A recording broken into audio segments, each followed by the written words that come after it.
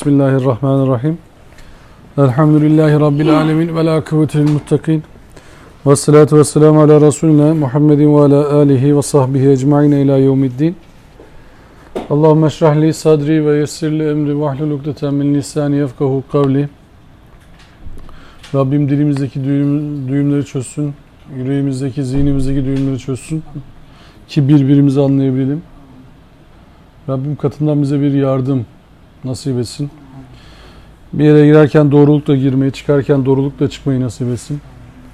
Ve bize katından bir aziz, sarsılmaz bir yardım nasip etsin. Tabi sarsılmaz yardımın kaynağı belli. Biz o sarsılmaz yardımı başka yerde aramazsak, o kavi olan yardımın kaynağı belli, vahiy. Vahiy ile hayata bakarsak o yardımı almış oluyoruz. Biliyorsunuz tek yönlendirici, şüphe götürmeyen tek yönlendirici Allah'tır. Allah'ın esmalarından bir tanesi de El-Hadi'dir. El-Hadi esması yönelten demektir. Yani biz ihdina derken Allah'a bizi doğru yola yönlendir ya Rabbi diyoruz. İhdina sıratel müstakim.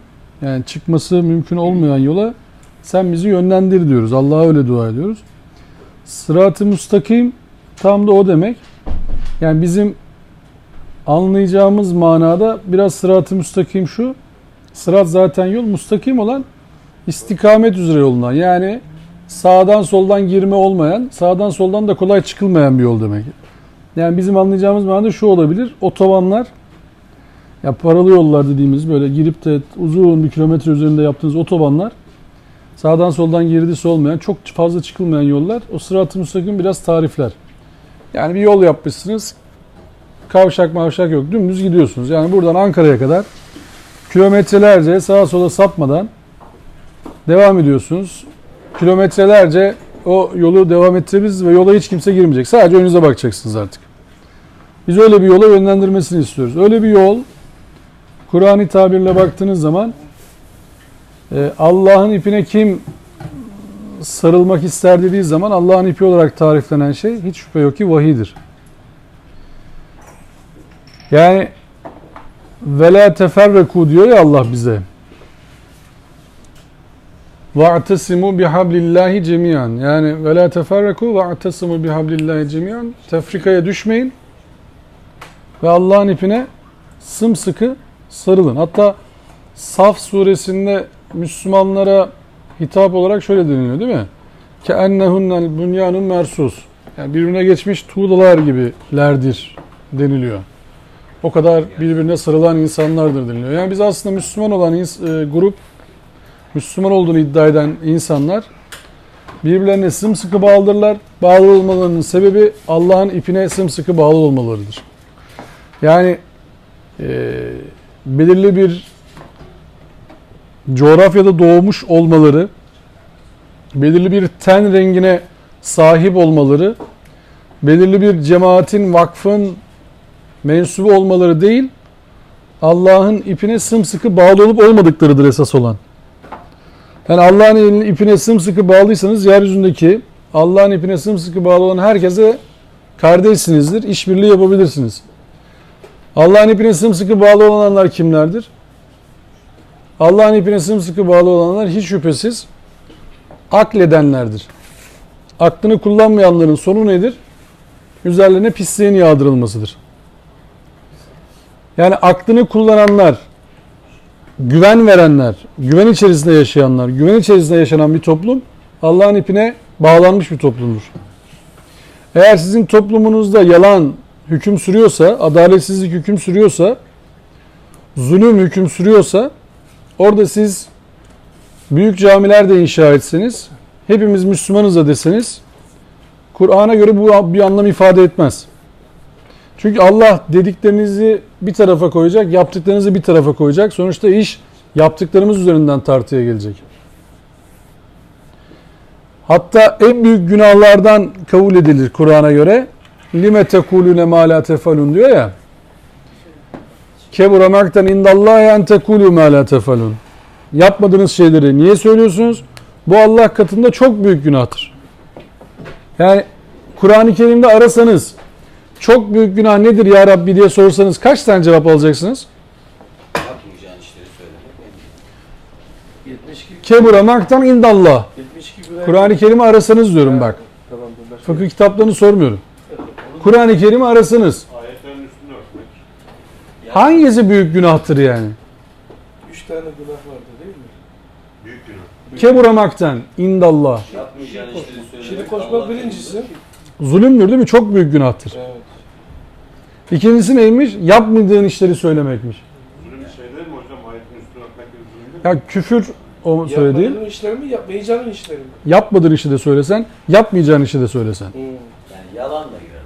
Sen diyorsun ki ben Müslümanım, herkese güven veriyorum. Kimse sana güvenmiyor. Sen Müslüman olduğunu iddia ediyorsun.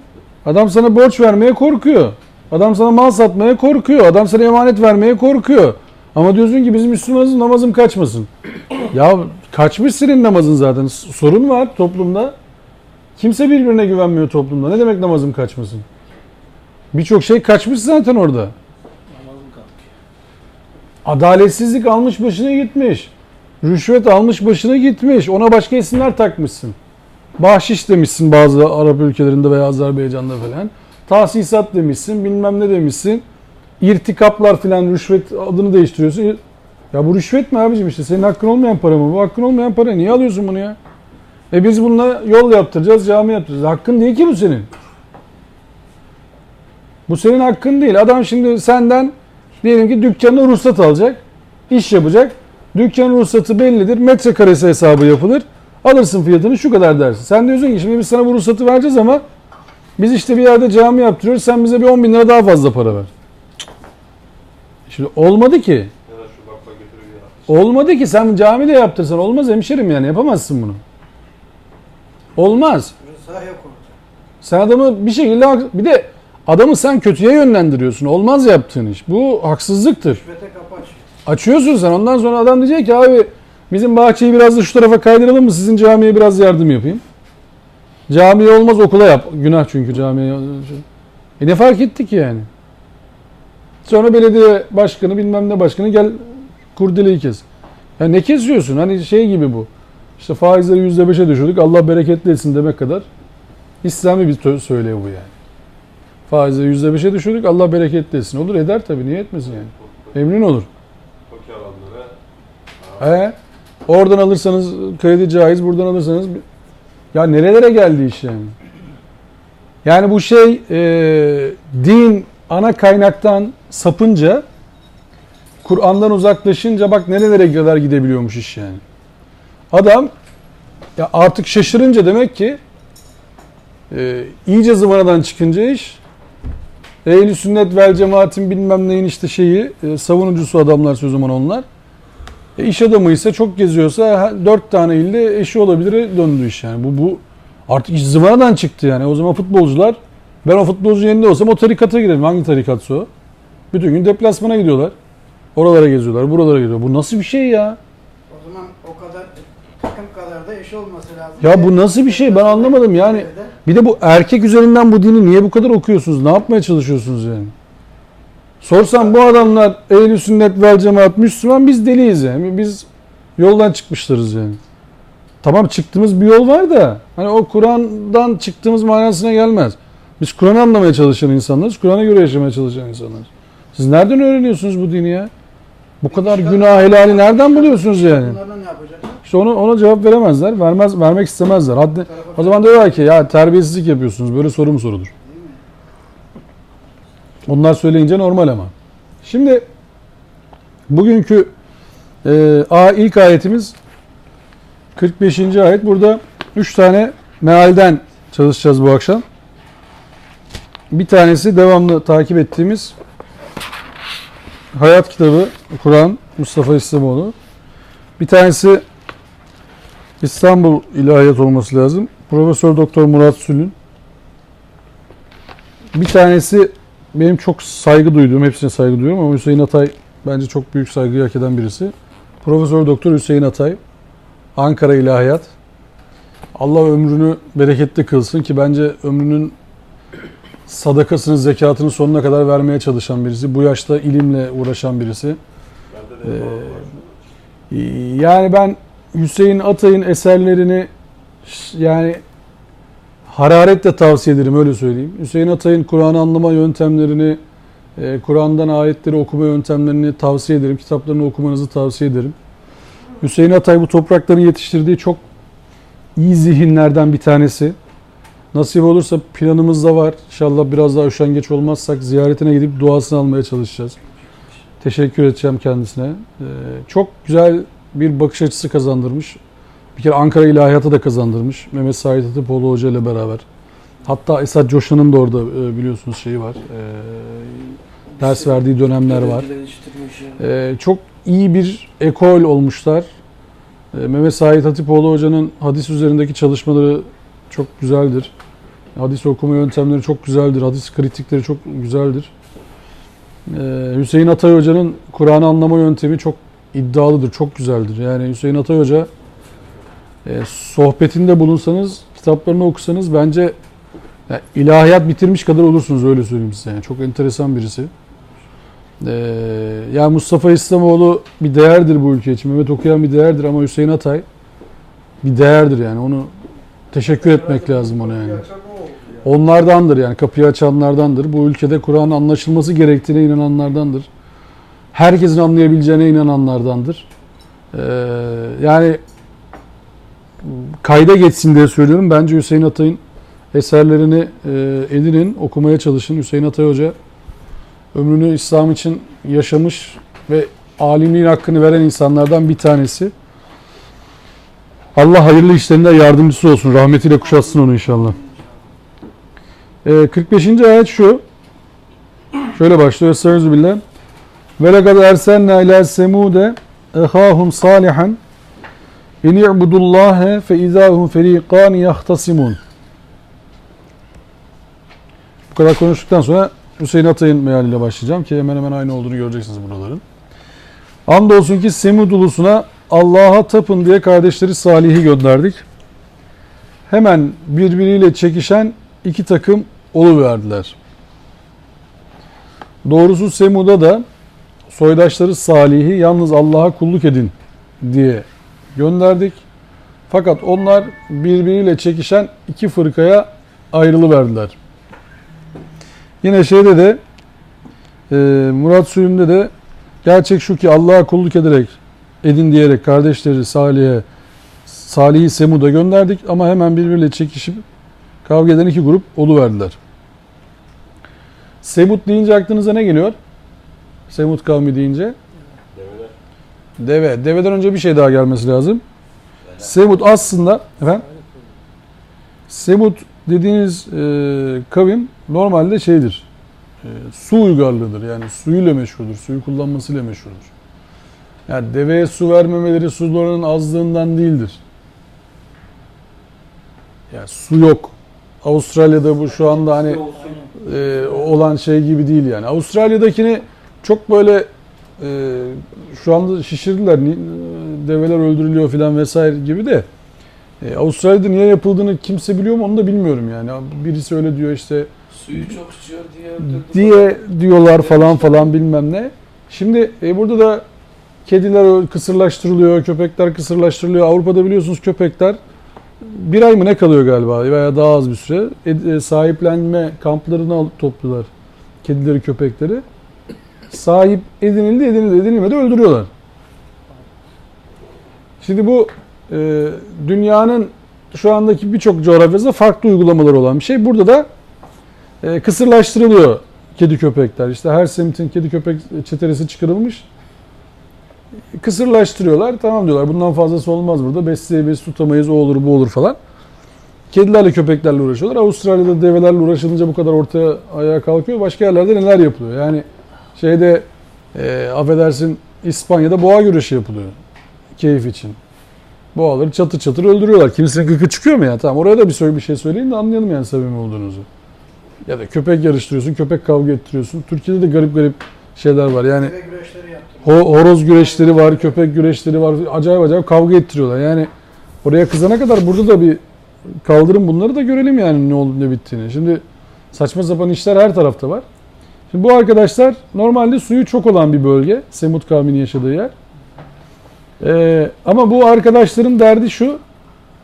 Kendileri bir tane kutsal uyduruyorlar. Diyorlar ki bu Allah'ın devesi. Allah'ın devesi olunca diğerleri sahiplenilmiş oluyor. Bir tanesine de Allah baksın diyorlar. Allah baksın deyince deveyi bir yere bağlıyorlar. Kendi deve sürüsünden ayırıyorlar. Deve susuzluktan bağıra bağıra canını veriyor.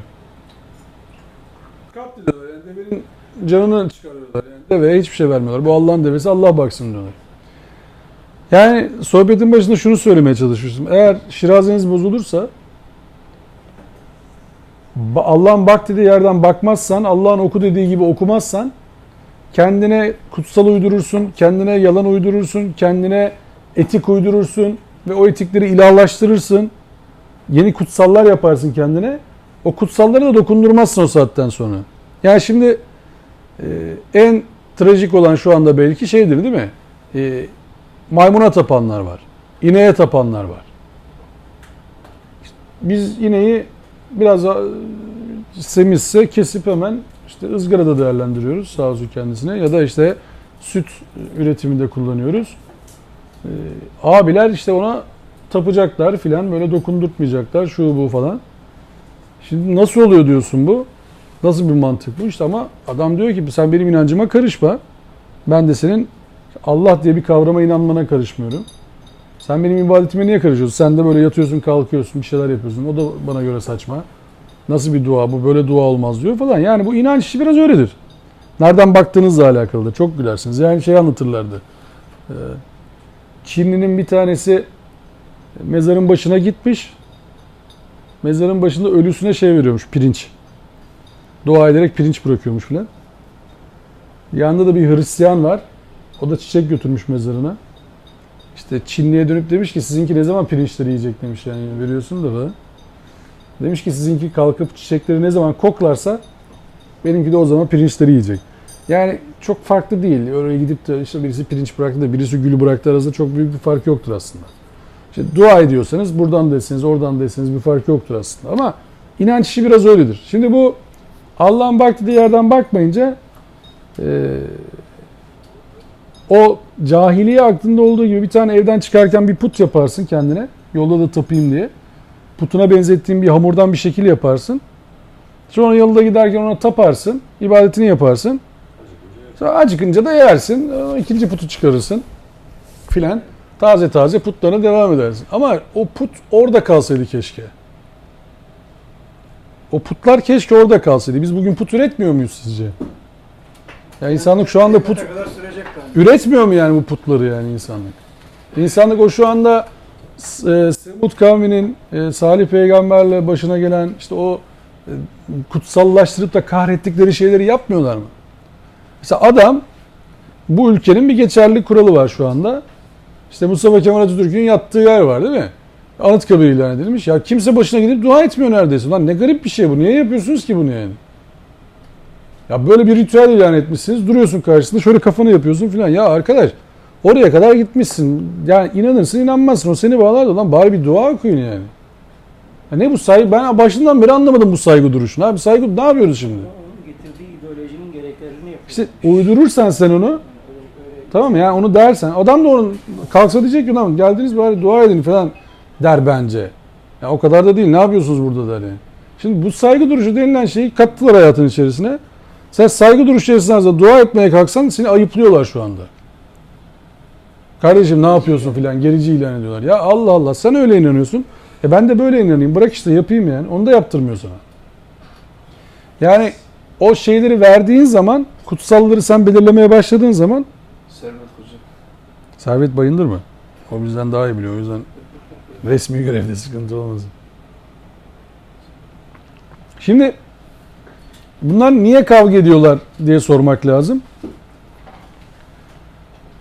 Hazreti Salih şöyle sesleniyor. Kâle ya kavmi lime testa'cilûne bi seyyi'eti kablel hasene. Levlâ testağfirûne Allah leallekum turhamun. Şimdi bu grubun çekişme sebebi neydi? Sizce? Ne olabilir bu grubun çekişme sebebi? Su. Su. Deveyi kutsayanlar ve devenin kutsallığına inanmayanlar. Şimdi bakacağız. Bence yani o ayetler anında ilk alınan Salih Aleyhisselam'ın Ekibi var. sonra ayrıldılarsa Hı. demek ki bir Salih Aleyhisselam'a inananlar var, onun takip edenler var. Bir de yok kardeşim, onun yüzünden başımıza neler geldi diyenler var. İkiye ayrılmış durumdalar. Bu ikiye ayrılan gruba Hazreti Salih şöyle diyor. Diyor ki kavmim niçin iyi olan dururken tez elden kötülük istiyorsunuz? Acınasınız diye Allah'tan rahmet dileseniz belki de Allah size mağfiret eder. Bu daha iyi olmaz mı diye soruyor. Çünkü siz isterseniz Allah mağfiret edecek size, merhamet edecek size. Siz istemezseniz zorla olacak bir şey değil bu. Ya sen şimdi Kur'an-ı Kerim'de miskale zerretin hayran yara, miskale zerretin şerran yara diye bir ayet var değil mi? Zerre iyilik yapsan karşılığını göreceksin, zerre kötülük yapsan karşılığını göreceksin. Ama şunu ıskalamamamız lazım. Kur'an-ı Kerim'in hiçbir yerinde Allah zorla hidayet erdirmez kimseyi. Zorla ceza vermeyeceği gibi. Bak iyiliği ya da kötülüğü de göreceğiz. Ama Allah bize zorla kötülük yaptırmıyor, zorla iyilik yaptırmıyor. Şimdi burada da Hazreti Salih eylemine bağlıyor. Diyor ki niye istemiyorsunuz ki siz iyiliği? Allah'tan merhamet dilesenize diyor. Allah size mağfiret etsin. Şimdi ben size gönderilmiş bir elçiyim. Size tebliğde bulundum. Vahiy ilettim. Siz niye kötülük istiyorsunuz ki bana uymuyorsunuz yani? Ne derdiniz ne sizin? Niye böyle bir şey yapıyorsunuz? Şimdi o geldikten sonra yani vahiy geldikten sonra demek ki iki gruba ayrılmışlar. Toplumun içerisinde bir iyiliği isteyenler olmuş. Hazreti Salih ile beraber olalım diyenler olmuş. Bir de yok kardeşim bizim mevcut durumumuz devam etsin diyenler olmuş. Bunun sonucunda da toplumda bir niza başlamış. Yani iyilik yapmak isteyenler, mevcut durumu devam ettirmek isteyenler. Statükonun sahipleri, statükocular, bir de islahatçılar yani yeni bir şeyler yapalım kardeşim. Doğru bir hakikat geldi. Hakikate razı olalım, bir şeyler yapalım diyen grup oluşmuş. Şimdi statükocuların savunmasını dinleyeceğiz. Onlar diyorlar ki, bu ayeti bir yerden hatırlıyor musunuz? قَالُوا اَتَيَّرْنَا بِكُمْ وَبِمَنْ مَعَكَ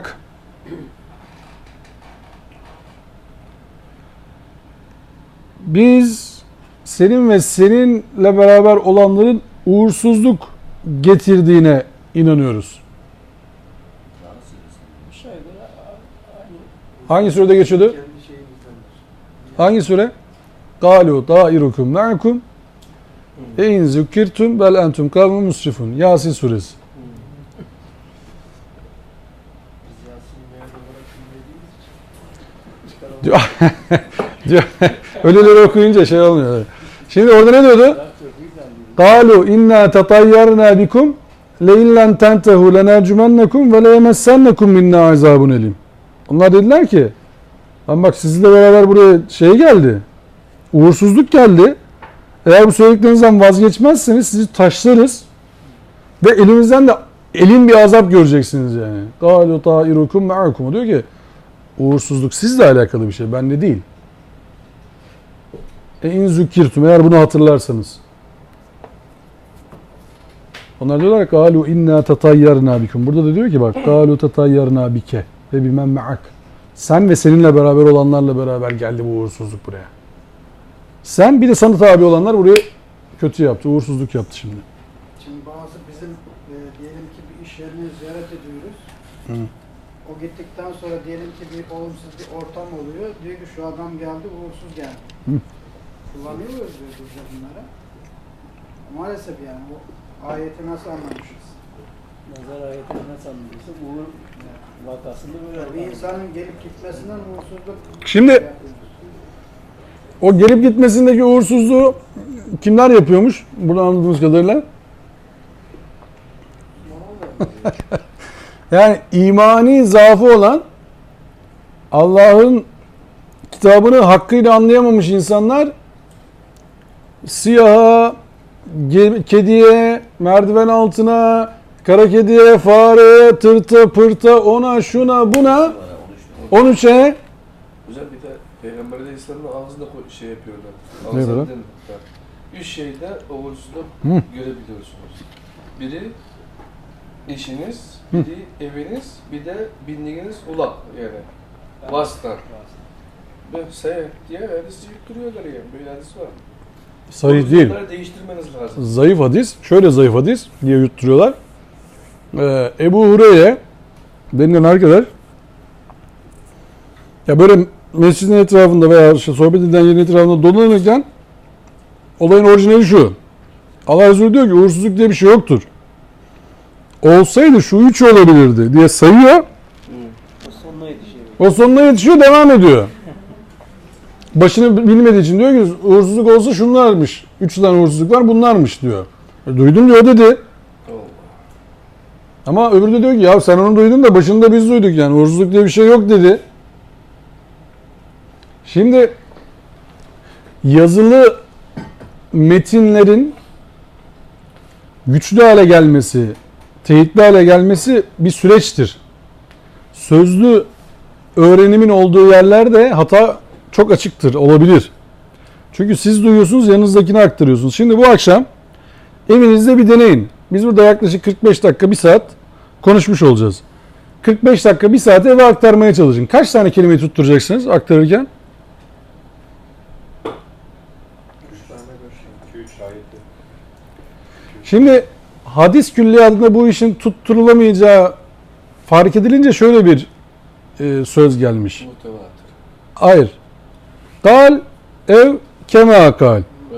Ya öyle ya da ona. Bu veya buna benzer yani. Bir şey söyledi, bu veya buna benzer. Kal ev kema kal. Cuma hutbalarında dinliyoruz yani. Ya bu veya buna benzer yani. Tam kelimeyi tutturamasam da bunu söyledi gibi bir şey demek o yani. Bu çok dillendirilmiyor hocam. Ama işte Arapça söylersen Yani şu bu söylediği şey zannediyorsun, ayet söylüyor zannediyorsun adam. dillendirirse Cuma Evet, hutbesinde zaten ama Türkçe onu söylemiyor. ayeti okuyor, arkasından buna Ama geçiyor. Yani o- ayeti hiç Yok o en son Anlatmıyor. okuduğu ayeti Türkçelendiriyor. Bir de ama o- hadisle Türkçelendiriyor. O Türkçe, Arapça konuştuğu kısımda ne söylediğini söylemiyor. Neşhedü en la ilahe illallah ve neşhedü en... söylemiyor. Oralar falan yok.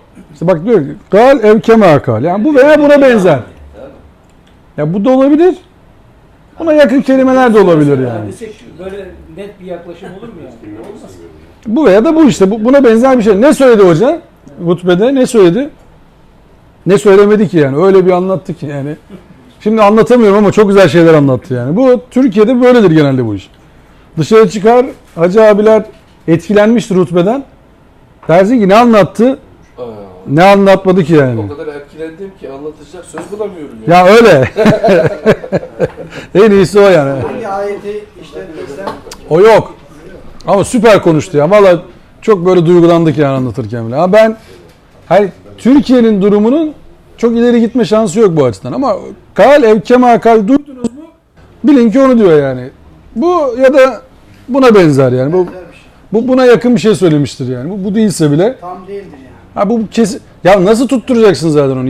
200 yıl sonra en yakını bu işin. En yakın hadis eseri 160 yıl sonra yazılıyor. En yakını. Kütüb-ü Sitte, Kütüb-ü Tissa'nın hiçbiri Allah Resulü'nün döneminde yaşamış insanlar değil ki. Ya bir de şeylere bakın bakalım. Hazreti Ebu Bekir, Hazreti Ömer, Hazreti Ali, Hazreti Osman, Hazreti Hatice, Hazreti Ayşe kaç tane hadis rivayet etmişler? Bütün külliyat içerisinde. Bir elin parmağı geçmez mi? Bir de ona bir bakın bakalım. Kaç tane hadis rivayet etmişler? Ya hadisler sahih mahih falan o tarafında değilim işim ben. Diyorum ki bu birinci el olan bunlar. Hazreti Ali, Hazreti Ömer, Hazreti Osman, Hazreti Ebu Bekir, Hazreti Ayşe, Hazreti Hatice değil mi? Evet. Hazreti Fatıma ya Hazreti Fatıma nasıl hadis rivayet etmez yani? Bir bakın bakalım kaç tane hadis rivayetleri var yani. Ya onların rivayet etmediği hadis size ne oluyor? Nasıl duyuyorsunuz siz onu her gün yani? Ya bir peygamber olduğunu iddia ettiğiniz bir insanla tamam mı? Ne kadar saat geçirebilirsin? Diyorsun ki Allah'ın Resulü bu. Sen ne kadar zaman geçirebilirsin onunla? Hiçbir işin gücün yok senin. Şimdi özel işin yok, özel hayatın yok. Yani bu sadece yani düşünüyorsun diye söylüyorum. O kâle kemal kal geldi mi zaten tamam ya o çarşaf bir konuşma yani. Öyle de olabilir. Orada bir sıkıntı. Böyle de olabilir. Yani o uydurun siz diyor yani. O kelime o oluyor bu böyle. Doğru ya. Şimdi Kur'an açısından biz bunu söylemiyordur Allah'tan da yani. Kur'an'da ayetler net ve bugüne kadar tutulduğu için sıkıntı yok. Yazılı olduğu için hepsi sıkıntı yok. Şimdi diyorlar ki yani biz ve seninle beraber olanların sen ve seninle beraber olanların uğursuzluk getirdiğine inanıyoruz. Ayet 47. ayetin devamı şöyle. Gale dairukum indallah bel entum kavmun tuftenun. Çevirilere bakıyoruz.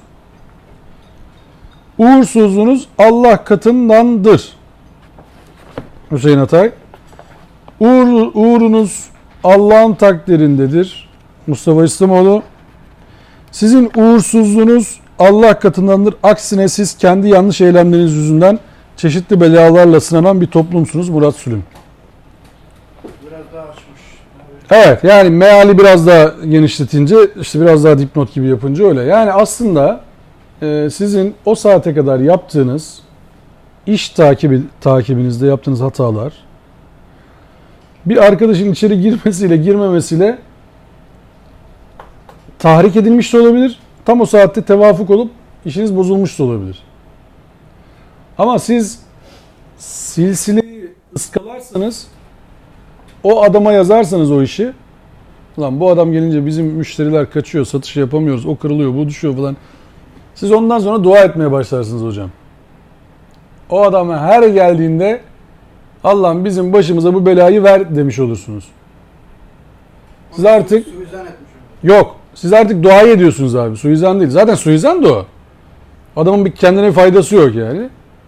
Kendine zararı da yok adamın. Ama siz her seferinde çağırıyorsunuz artık. Telaş yapıyorsunuz adam içeri girince. Sizin tansiyonunuz yükseliyor, göz bebekleriniz büyüyor, eliniz ayağınız titremeye başlıyor, panikle iş yapmaya başlıyorsunuz. Ağzın fiziğiyle alakası Yani yok. gel- Tabii siz ondan sonra artık belayı çağırıyorsunuz kendinize ve Allah da veriyor tabii. Allah sizin o duanızı kabul ediyor. Çünkü siz artık şirazenizi bozdunuz. Tamam mı? İşte ona binince böyle oluyor, bunu giyince şöyle oluyor, şunu giyince böyle. Aynen olacak abi sizin duanız. Çünkü siz o sığınma ayetlerini ıskaladınız. Kul euzu bi rabbil felak ve kul euzu bi rabbin nas'la Allah sizin bizim zihnimizi inşa etmişti. Siz o ayetleri kapı dışarı ettiniz. Sığınırım diyordun ya. Allah size sığınmayı öğretiyordu bak. Kul euzu bi rabbil felak, kul euzu bi rabbin nas'la Allah bizi sığınmayı öğretiyordu. Nereye sığınacağız? Zihnimizi nasıl şekillendireceğizi öğretiyordu. Bunu öğrenmekten vazgeçersek Allah bizim korkularımızı, bizim endişelerimizi alır, hayatımızı ana gündem maddesi haline getirir. Ve onların üzerinde biz paradoks olarak yaşarız. İnanılmaz bir şey bu. Olacak iş değil. Yani adam uç örnek olsun diye söylüyorum. Üzümden korkuyor. Üzüm. Üzümlü adamı buradan Bayrampaşa'ya kadar kovalıyorsun. Var da. Bak üzümden korkulur mu arkadaş yani? Üzümü alırsın yersin. Nimettir sana. Kek yaparsın falan falan. Çok çok yemezsin yani. Ne olacak üzüm? Ne olabilir yani? Ama alırsan onu gündemine, sen onu büyütürsen gözünde o senin için korkunç bir hale gelir. Şimdi cin çarpması, 3 harfler falan söyle, cin diye hiç korkma. 3 harfler diyor ya millet şimdi. Cık, Allah'ım ya. Ya cin de olmaz, tırsıyorum. Ya arkadaş ne oluyor, neyinden tırsıyorsun? Bir sakin ya. Ulan bu cinler niye Meksikalıları çarpmıyor, Nikaragüalıları çarpmıyor hiç? Finlandiyalıları niye çarpmıyor? Onların hepsi bütün gün Kule Özü bir felak mı okuyor? Nasıl mı okuyor? Ne oluyor arkadaş? Ne anlatıyorsunuz bize yani? Ya bu ayet niye hiçbir tarafı sadece bizi tutuyor? Müslüman olduk bizi cin çarpıyor. Müslüman olmayan hiçbir şey olmuyor. Ya onlar belasını bulmuş zaten. Müslüman değil. He? Müslüman cin, bir de Müslüman olmayan cin var. Bizim onları çarpmıyor ama. Niye bizim burada takılıyorlar? Trump'ı çarpsınlar gitsinler. Neydi o senin? Xi Jinping miydi? Ne? Evet. Onu çarpsınlar. Ya gitsin onlarla uğraşsınlar. Bizle ne uğraşıyor? Ama sen alırsan hocam bunu ana gündem maddesi haline getirirsen cinden de korkarsın, şişeden de korkarsın, üzümden de korkarsın, karanlıktan da korkarsın. Korkarsın Allah korkarsın. Bizleri o duygulan yetiştirdikleri için, o bilgiyle yetiştiğimiz için alt şeyimizde o var zaten. Evet. Anladın mı? O olduğu için onu atamıyoruz. Yani Kur'an-ı Kerim'le tanışıp da onu atabilsek kurtulacağız, Şimdi rahatlayacağız yani. orada garip olan şey şu. Kur'an çarpar mı adamı? Uğursuzluk açısından söylüyorum. Yani uğur veya uğursuzluk açısından söylüyorum. Siz yan komşunuzun dükkanına giren adamın, aynı adamın yan komşunuzun üzerinde bir etkisi olmadığını da bilirsiniz. Adam yan komşuya giriyor, hiçbir şey olmuyor onda. Sizin dükkana girince siz uğursuzluk olduğuna inanıyorsunuz. Adam getiriyor, işte lamba patlıyor, öbürü çatlıyor falan ve adama bir misyon yüklüyorsunuz. O misyon sizin belanız oluyor ondan sonra. Zaten bela olarak bu yeter. Şiraze bozuldu. Daha ne belası arıyorsun yani? Adamdan tırsıyorsun. Adam kendisi farkında değil tırsılacak birisi olduğunun. Hani nazar diyorlar ya, nazar. Şimdi sen yükleniyorsun ona. Diyorsun ki bu bana baktı mı yamulacağız. Bu bana baktı mı çatlayacağız. Okuyor patlıyor falan.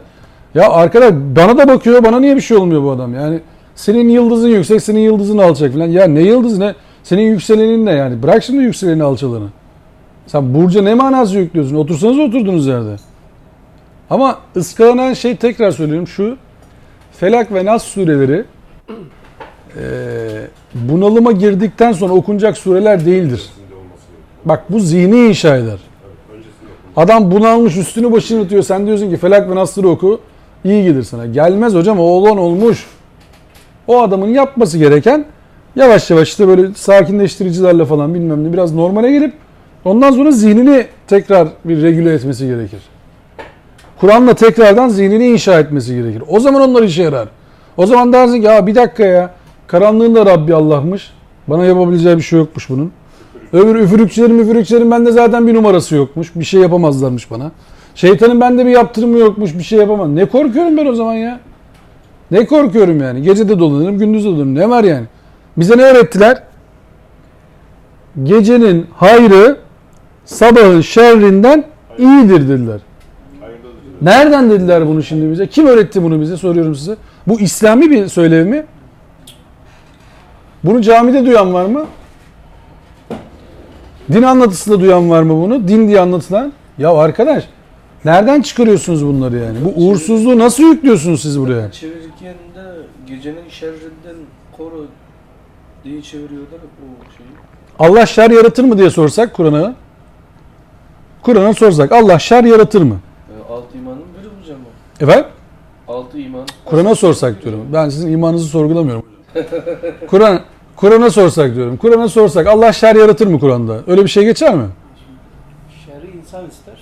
Allah verir bu şekilde. Biyedikel hayr ayeti vardır bak. Biyedikel hayr. Hayır senin elindedir. El hayr diye Allah'ın esması vardır. El hayr. Eşşer diye Allah'ın esması var mıdır? Yok. El evvel vardır. El ahir vardır. Ez zahir vardır. El batın vardır. Hayrın karşılığı şer ama Allah'ın şer diye bir esması yoktur. Kahhar var. Niye yoktur? Kahhar da şer değildir. Evet. El kahhar esması şer değildir. Allah'ın kahretmesi şerle alakalı bir durum değildir ki. Evet. Sen Allah'ın boyun eğdirmesi, yani kahhar demek odur. Allah'ın boyun eğdirmesi, onun üzerinde güç uygulaması yine onun faydasınadır. Terbiye esası. Sen şimdi adama şöyle düşünün. Adam kriz geçiriyor, tamam mı? Delirmiş. Yani akli melekeleri o andaki kendini kaybetmiş. Sen böyle 2-3 kişi atlıyorsun üzerine, tutuyorsun onu falan. Şimdi adam diyor ki bana şer yapıyor bunlar. Güç uyguluyorlar diyor. Sen onu uygulayınca ne yapmış oluyorsun ona? Fayda yapmış oluyorsun. Zarar vermesini engelliyorsun. Daha kötüye gitmesini engelliyorsun. Ona şer, o adam o anda şer diyebilir ona ama bir adım geri çekildiği zaman diyor ki bunlar ne iyilik yaptılar bana ya. Kavga eden insana ayırmak mesela şer olur mu? Şimdi tutuyorsun adamı, ayırıyorsun. Güzellik yapıyorsun. Tabii ayırmaya da eğer iki kişisiniz yeltenin, bir kişiyseniz pek yeltenmeyin yani. İki kişi tutuyorsa olabilir ayırmayıcı, yoksa arada kalıp dayak yemeci çok şey olur. Başa gelebilir. Yani racon olarak söyleyeyim, iki kişiyseniz ayırmaya çalışın yani. En fazla yapmayın kardeşim falan diye uzaktan. Birer tane paylaşmak. Tabii birer tane paylaşın abi. Paylaşmazsan sıkıntı olur işte. Tuttuğunda dayak yiyebilir yani. Yumruğu yersin yani. Hem tuttuğunu hem sen yiyebilirsin yani. O çok tehlikeli bir iş. Şimdi uğursuzluk kavramını Hazreti Salih kavmine anlatırken diyor ki sizin yaptıklarınız yüzünden Sizin Allah'ın sizin üzerinizdeki takdiridir bu. Benimle alakalı bir durum değil bu. Ben şimdi burada kötülüğü anlattım. Birileri buna inandı. Siz şimdi diyorsunuz ki bu uğursuzluk. Bu sizin yaptıklarınız yüzünden Allah'ın sizin hakkınızdaki takdiridir. Bu benimle alakalı bir şey değil ki bu. Yani şimdi şöyle olabilir mi? Ülkede su kaynaklarını hoyratça kullanıyorsunuz. Barajlarda su kalmamış. Suyu güzel organize edememişsiniz. Su olan yerle su olmayan yerlerin arasında bağlantı kuramamışsınız. Sonra ülkede seçim yapıyorsunuz. Falan kişi seçiliyor. Onun yüzünden oldu. Sular kesildi diyorsun ki ulan ne bereketsiz adamsın ya.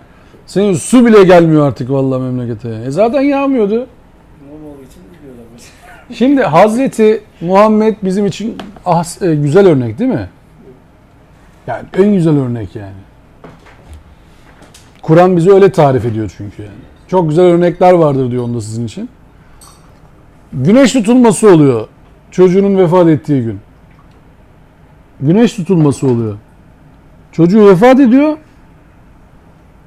Hemen bir şaiye çıkıyor. Diyorlar ki Allah Resulü'nün çocuğu vefat etti.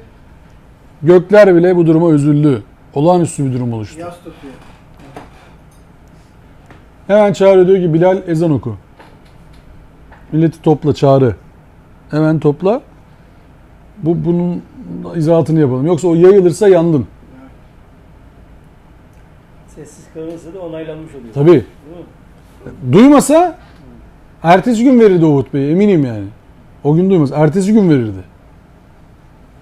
Derdi ki ne oluyor ya, sakın yapmayın ki, aynısını demiş yani. Diyor ki Allah hiçbir kul için kuralını değiştirmez. Allah her şeye bir ölçü koydu. Bu da bir ölçüyle olmuştur. Çocuğumun vefat etmesinin bu konuyla bir alakası yoktur. Meseleyi bilmiyor ama sistemi biliyor, çalışan sistemi. Diyor ki ölçü koydu, benim çocuğumla alakalı bir şey değil bu. Şimdi o müthiş bir ayet, bak Allah her şeye bir ölçü koydu. Bence müthiş bir ayet bu. Bir yasa. Müthiş. Sünnetullah yasası. Yani her olayın peşine düşeceksin. Hiç kimse Bunun yasası ne? Bunun ölçüsü ne? Her olayın peşine düşeceksin yani. Müslüman dediğin adam o yüzden biyolojiyle, botanikle, antropolojiyle, astrolojiyle uğraşacaktı ya. Astronomiyle uğraşacaktı. Fizikle, kimyayla uğraşması kadar normal bir şey yoktu. Optiği bulması kadar normal bir şey yoktu. Müslümanlar açısından. Ya düşünebiliyor musunuz? Bak. Allah'ın göz ayetini biz bir kere burada okumuştuk, hatırlıyorsanız. Bizim Evet, kulakları. bir göz doktorumuz var biliyorsunuz, Talha. Bekliyoruz inşallah. Ya gelecek hocam. optiğin geldiği, belki gelebileceği son noktadır bence göz de. Daha fazlasına bence gitmez iş. Güneşin büyüklüğü dünyadan kaç kat? 365 kat. 7,5'da olsun, 300'de olsun. Sonuçta mezro ile ölçmeyeceğiz. Dünyadan kat be kat fazla değil mi? Güneş dediğiniz şey. Biz gözümüzle görebiliyor muyuz onu? Ayın büyüklüğü ne kadar? Dünyadan da küçük. Dünyadan küçük dediğinizde İstanbul'dan bayağı büyük mü? Ve onu yine gözümüzle görebiliyor muyuz? Bak ne kadar uzakta ve ne kadar büyüklükte ve gözümüze sığıyor. Şimdi manzaraya bakıyorsunuz, devasa böyle kilometre görüyorsunuz. Nasıl bir açımız var yani? Panorama çekiyorsun, telefonda böyle panorama. Panoramik görüntü yapıyorsun gözünle ve gözün megapiksel olarak şu cihazların yanaşabilme şansı yok göze. 576 megapiksel. Şu anda en kabadayısı 40'ları konuşuyor. Ama gideceği bir yer yok. Gideceği bir yer yok, daha geçmiş olsun. Göz için ise 576 megapikseli konuşuyoruz. En kaliteli resmi çekerseniz çekin, bu üzerinizde giydiklerinizdeki tonları, buradaki tonları filan yakalama şansınız yok. Yakalayamaz. Şimdi sizin, bizim dünyayı okuyuştaki kriterimizin şu olması lazım. Uğursuzluk dediğimiz şey bizim yaptıklarımızın sonucunda Allah'ın bizim için takdir ettikleridir. Şimdi adamın bir tanesi şöyle diyor ya, merdiven altından geçmek uğursuzluktur. Uğursuzluk getirebilir, başınıza bir iş gelebilir deseydi daha doğruydu. Çünkü tedbirin yok hocam yani. Yukarıda birisi çalışıyor. Kafana bir şey düşebilir. Oradan geçmeyi ver yani. Bak kafanı kaldır. Birisi var mı yok mu gör orada yani. başına bir şey gelebilir. Merdivenden bir adam düşebilir kafana. Bir şey düşebilir kafana. Bu gerçekçi bir yaklaşımdır yani. Emniyet tedbirini al demesi daha doğru. Ama sadece merdivene yüklersen uğursuzluğu komik hale düşersin. Ya da 13 sayısına yüklenen uğursuzluğu nasıl koyacaksınız? Hristiyanlarda çok şey. 13 numaralı koltuklar yok. Fark etmez. 13'e bu kadar saçmalık getirmenin manası ne yani? Siz bir şeye bir misyon yüklüyorsunuz. 13 rakamına. 13 rakamının bundan haberi yok. 13 rakamına misyon yüklemişsiniz ve ondan tırsıyorsunuz. Böyle bir şey olur mu? Oluyor işte. Bu 13 rakamına da bir zulüm değil mi yani? 13'ün haberi bile yok bu işten. Zulüm de yani. Birisi onu tutturmuş, birisi onu bırakmış falan falan. Diyorsunuz işte bizde de ne salı sallanır, çarşamba çarşafa dolanır falan falan. O akşam işte şey yıkama, çamaşır yıkama, akşam aynaya bakma, akşam tırnak kesme. Ya ne oluyorsunuz ya? Belki akşam şundan dolayı olabilir Erdemciğim. Hani eskiden biliyorsun Elektrik yok. olmayınca hani evin bir tarafını kesersin manada söylenmiş olabilir. Ona da eyvallahım var da hani bari bugün onu okuyanlar deseler ki ya o zaman öyle miydi acaba falan. Ya hala onu niye devam ettiriyorsun yani? Uğursuzluk yüklemek yani. Ne yapıyorsun? Akşamın ne kabahati var şimdi? Akşam Allah'ın verdiği bir nimet değil mi? Şahit. Okuduk burada yani. Şahit olacak hakkımızda. Akşamın uğursuzluğuna nereden çıkarıyorsun akşamın uğursuz olduğunu? Nasıl söyleyebiliyorsun bunu? İşte söylersin. O öyle olmuş, bu böyle olmuş. O mesela işte bilmem ne gününde ya şu anda dünya kaç 7 milyar yıldan bahsediyorlar değil mi? Ya salı günleri neler olmuştur dünyada acaba? Çarşamba günleri neler olmuştur dünyada? Perşembe günleri neler olmuştur dünyada? Cuma günleri neler olmuştur dünyada? Hepsini mi uğursuz ilan edeceğiz şimdi? Her cuma günü dünya güllük gülistanlık bir yer mi oluyor? Yahudilere göre ya da her cumartesi dünya güllük gülistanlık bir yer mi oluyor? Ha, kapatabiliriz onu ya oradan. Şeye bas Faruk. Düğmeye bas ha. Vatandaş uğursuz çarşamba diyor ya. Yok bu şeyin. Projeksiyon. Uğursuz çarşamba diyor ya vatandaş. İşte kara cuma diyor bilmem ne diyor. Ya arkadaş hani bunun Yani Allah'ın günlerin ne kusuru var yani? herhangi bir günün herhangi bir güne üstünlüğü nasıl oluyor? Şimdi mübarek cuma, perşembenin günahı ne? Garibim çarşamba nasıl bir günah işledi mübarek olamadı mesela? Pazarın ne günahı var? Cumartesi çok mübarek, pazartesinin de günahı var. Evet yani şeylerde de Avrupalılarda çarşamba günü uçak biletleri her zaman ucuz olur biliyor musunuz onu? Uç mu? Tırsıyorlar değil mi? Bilmiyorum nedense yani Halk günü abi. Kara çarşamba. çarşamba gününe biletlerine bakın hep ucuz olur şey. İnanç. Bir din edinmiş. Şimdi Bir şey var herhalde. bu arkadaşların bu uğursuzluğu kente musallat olmasına neden olan arkadaşların tipine bakacağız. Diyor ki ve kâne fil medîneti tis'atu rahtin yufsidune fil ardi ve la yuslihun. Vaka malum kentte 9 kişilik bir çete vardı. Bunlar düzeni sağlamadıkları gibi bozgunculuktan da geri durmuyorlardı. Bu adamlar قالوا تقاسموا بالله لنبيتنه وأهله ثم لنقولن لوليه ما شاهدنا مهلك أهله وإنا لصادقون وإنا لصادقون. Bu dokuzlu çete hem toplumu bozuyorlardı, hem gelen iyiliği ortadan kaldırmaya çalışıyorlardı. Hem de bu iyilik hareketini başlatanları da toplumu bölüyorsunuz. Uğursuzluk başladı sizin yüzünüzden. Kutuplaşma başladı sizin yüzünüzden diye güncel tabirle. Hem yapıyorlar hem de diyorlar kutuplaşma başladı yani. Biz eskiden böyle değildik. Biz eskisini de biliyoruz da şimdi cemaziyel evvelini biliriz derler ya böyle eskiler yani. Biz cemaziyel evvelini de biliriz de kutuplaşma o zaman yoktu da şimdi mi vardı diye sormak lazım. Hoş da neyse.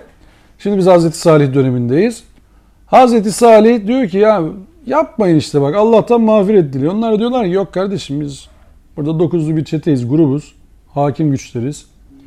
Siz buna bilmem ne örgütü deyin, bilmem ne teşkilatı deyin, bilmem nesi deyin. Bu abiler şöyle yemin etmişler. Allah adına yemin ederek demişler ki ona ve yakınlarına geceleyin baskın yapıp ortadan kaldıralım.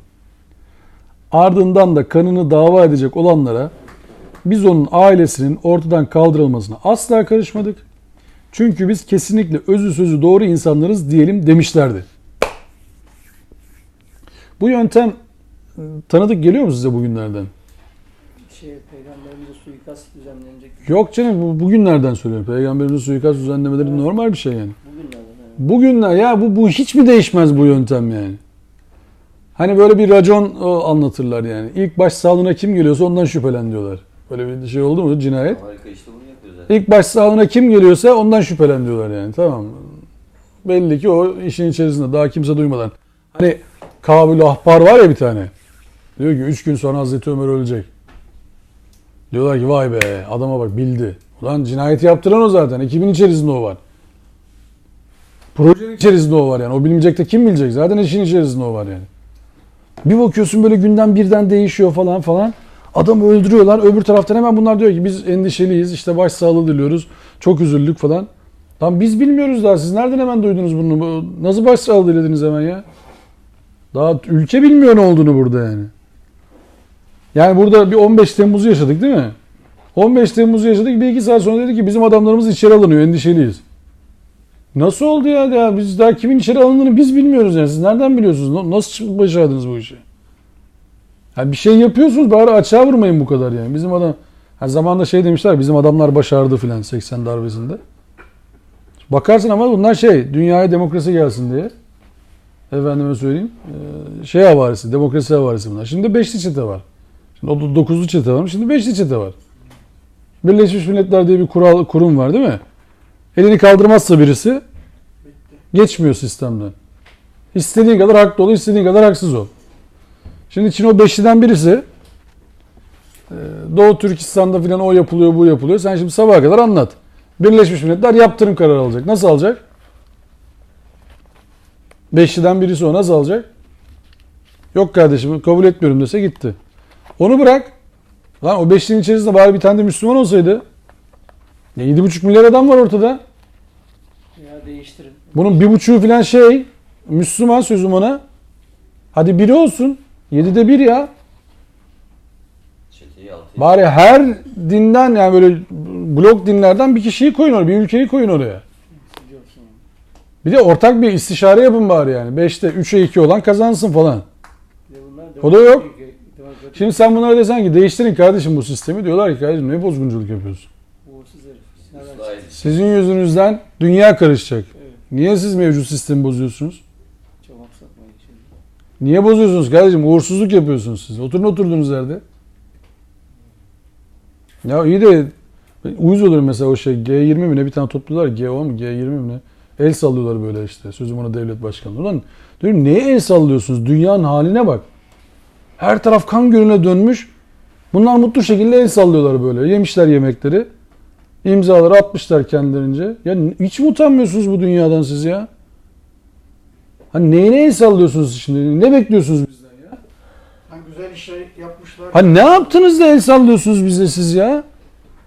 Ya dünyanın düştüğü duruma bak siz neresiydi o? Venezuela'yı karıştırdın. İran'ı karıştırdın. Pakistan'ı karıştırdın. Irak'ı karıştırdın.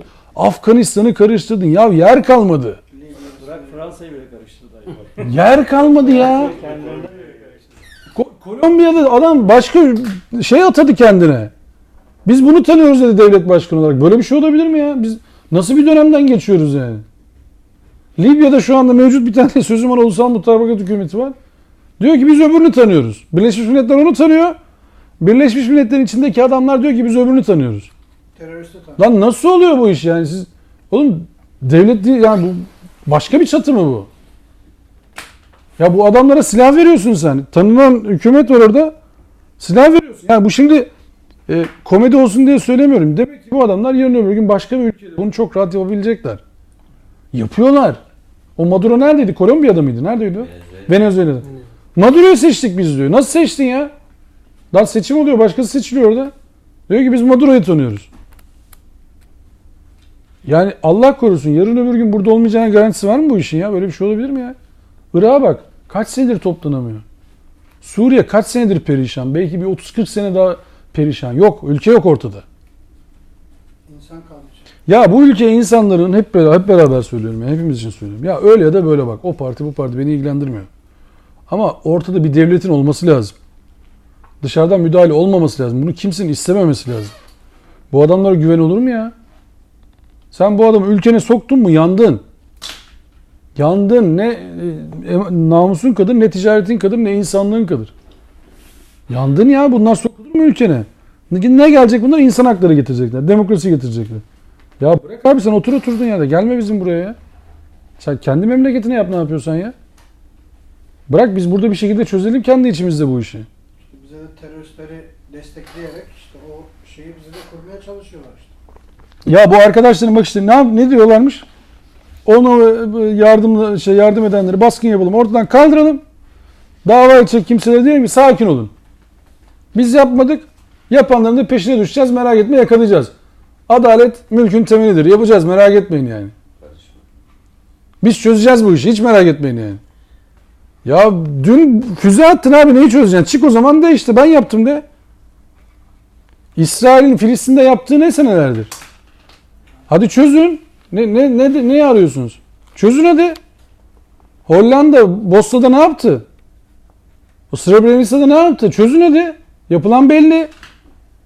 Adres belli ama maalesef. Fransa ne yaptı Cezayir'de ya? 1 milyona yakın insan katledildi. 1 milyon. Kuş öldüremezsin 1 milyon tane. 1 milyon tane kuşu gömecek yer bulamazsın. Sen neden bahsediyorsun? Yapan belli. Çin yaptığı belli. Belli abicim yani. Hadi yapın. Hadi çözeceksiniz. Ne yani bunlar hani bu 3 maymun oynamanın bir mantığı yok. Yapılan belli, yapan belli. Yapmaya çözmeye niyetiniz varsa çözün abi. Ne geliyorsunuz buraya? Yok onlar. Şu an mevcut durumdan memnun onlar. Yani bu kadar kan üzerine pazarlık yapılır mı ya? Yani şeyde Almanya'da ne yaptılar ki? Hangi şeye çözüm buldular? Ha şimdi ben bunu siyaset olsun diye söylemiyorum. Siyasette falan buranın pek fazla bir işi yok. Ama bu Şu an mevcut yaşanan... şu Hazreti Salih'in anlattıkları, toplumunda anlatılanlar bugün aynısı yaşanıyor diye söylüyorum. Ne deve bitti, ne dokuzlu çete bitti, ne Hazreti Salih'in davasını savunanlar bitti. İkisi de bitmeyecek. Hazreti Salih'in kavmiyle olan davası bugün de devam ediyor. Ya bir insan olun diyen bir grup var. Bir de ya kardeşim ortalığı bozmayın ne insan olması diyen bir grup var. Ve bunu da diyorlar ki kardeşim biz bu işleri insanlık için yapıyoruz. Islah edişleriz. Düzelsin diye yapıyoruz. Evet. Ne diyorlar? Rehabilite ediyoruz diyorlar değil mi? Çinliler de öyle diyorlar değil mi? O Şinçik midir nedir o? Evet, evet. Rehabilite ediyoruz diyorlar değil mi? Ya bırak etme abicim ya. Oturalım biz oturduğumuz yerde işte. Potansiyel teröristlerin önüne geçmek için. Tamam işte potansiyel terörizm güzel kelime. Onu söylüyordu biliyorsunuz. Firavun muydu? Neydi o arkadaş? Hani Hz. Musa'nın döneminde erkek çocuklarını öldüreceğiz diyordu. Niye? Bir rüya gördü birisi. Buradan bir erkek çocuk çıkacak seni öldürecek diye. Potansiyel suçlu öyle mi? Bu Osmanlı döneminde yok muydu? Vardı hocam. He? Şehzadeler var. 19 tane öldürdü. Niye öldürdün şehzadeyi diye sorsan? Devletin bekası için. Evet, evet. Benim yerime geçecek. Yok devletin Olabilir. bekası için. Ben çünkü benim burada olmam çok önemli bir şey. Bu çocuk gelir bunu birileri kandırır ileride. Efendim hocam o yüzden ben bunu öldüreyim. Fetvasını nereden alacağız? Kur'an'dan. Kur'an'dan. Hangi ayetten alacağız? Hızır. Kehf suresinden Evet. yanlış anlamadan hop geçmiş olsun. Öldür Allah öldür. Zanla hareket ediyorsun değil mi? Kur'an'a göre zan gerçekten hiçbir şey ifade eder mi? Hiçbir şey ifade etmiyor. Suizan, hüsnüzan hepsi. Gerçekten hiçbir şey ifade eder mi? Hiçbir şey ifade etmiyor. Ya nasıl olur ya? Nasıl zannı getirip dinin 3. ayağı gibi koyabilirsiniz ya? Alimul gaybi ve şehade. Başka bir şey değil bak. Hızır Aleyhisselam çocuğu öldürdü ya. Oranın şeyi. Hızır Aleyhisselam mı varmış Kur'an'da? Bililen şekliyle söylüyor. Fişfikçi o ya. Hızır Aleyhisselam varmış. Yok, ya. Ben canlı yayında o TRT ne Türk'tü? Haber Türk'tü mü? Program oldu. Ya, onlar o şeyde Osmanlı'da o kanunu çıkarırken kendi şeyine bakmak için. Tabi nasıl çıkacak başka türlü? Evet. Ondan şeyden alacaktı. Bir yere dayandıracak onu. İslam'da da Evet. O verecek fetvayı ki şey oluyor, mübah olacak yani. O da boş yerden vermiyor abi. Oralardan böyle kaydırıp şey yapıyor. Şimdi bu tarz insanların hüküm sürdüğü bir dönemden bahsediyor Allah. Şu söylediğimi şimdi yanlış anlamayın, biraz dikkatli dinleyin. Bir grup insana göre, Kur'an'ı anlamaya çalışan bir grup insana göre, Evet. burada bahsedilen Hazreti Salih'in gerçek olup olmaması önemli değildir. Semud kavminin gerçek olup olmaması önemli değildir. Evet. Anlatılan olay ve mesajı önemlidir bir grup insana göre. Bu öyledir diye söylemiyorum bak. Hı hı. Çünkü biraz gaybı taşlamak oluyor bana kalırsa bu iş. Yani bu Hazreti Salih ve kavmi yaşanmış kabul edip yürümek bana daha gerçekçi geliyor. Ama mesaj açısından onların söylediğinin haklılık payı olduğunu düşünüyorum.